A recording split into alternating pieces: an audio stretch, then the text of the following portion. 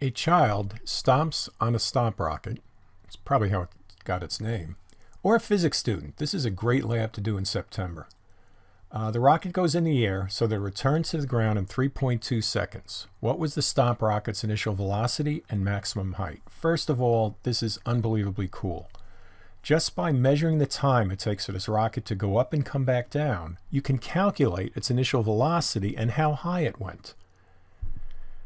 That's neat. Okay, so we're going to sketch this out just so we can label different points. The rocket goes up, it comes down. You really want it to go straight up and down, as close as you can. Okay, you don't want any sideways velocity because the rocket won't go as high as it should. But don't worry about that at this level. Just try and get it to go straight up. Our initial conditions, x0 is equal to 0. It starts on the ground. The initial velocity, that's what we want to find. At the top, we've already spoken about this. The velocity at the top is 0, right? Because it's moving in the positive direction. Then when it comes down, it goes negative. So how do you get from positive to negative number? You have to go through 0. So the velocity is 0 at the top. Now, what did we do that was tricky here? We know that the total time is 3.2 seconds. We said it's going to take the same amount of time going up and coming down. So we're going to say the time at the top is 1.6 seconds, and we'll find that x position. Okay, so what are we doing here? Why did we do that? Well, we don't know the velocity of the rocket when it hits the ground, so our final location should be the apex. That's a fancy word for the top of the trajectory. So that's why we're dealing all up here. And you know what? Way too much stuff written there, so let me erase some of that. The key part of this experiment is we know the velocity here. We do not know the velocity here.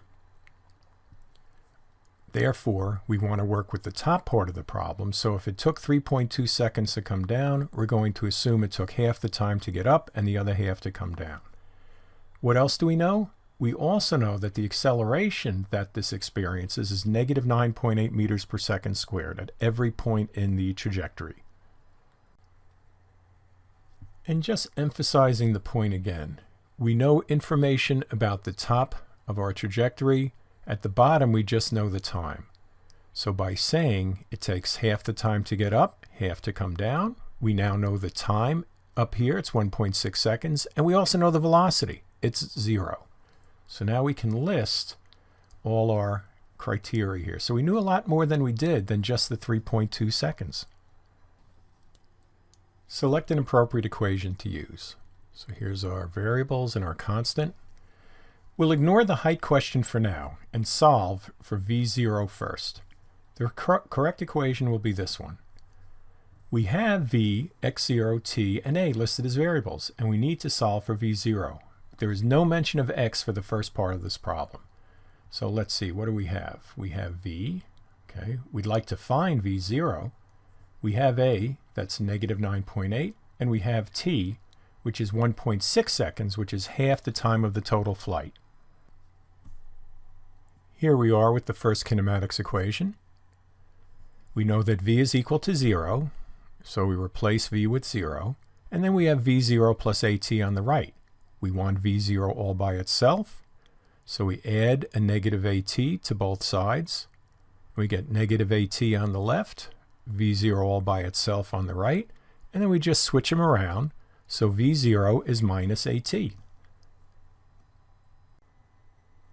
Once again, maybe you're worried that the initial velocity is minus at because that means it's going down, and you know that you shot the rocket up in the air. But let's trust in our math, and we have v0 is minus, and then what's a? A is a negative 9.8 meters per second. It's in the down direction. That's good, so the two negatives will cancel out, multiply through by the time, and we get 15.7 meters per second. And we rounded that to 3 digits. Now we'll return to the second part of the problem where we wanted to find the height. We can now use the initial velocity that we calculated. And we can use either of the remaining kinematics equations, either 2 or 3, to find the height x. It's easier to use the first one since it is already solved for x. Now we can put in our numbers. We've already solved for it algebraically. Actually, we just had to use the equation, which is great. So what do we plug in? Initial height is 0. Here's our initial velocity that we solved for in the first part of the problem. Here's our time.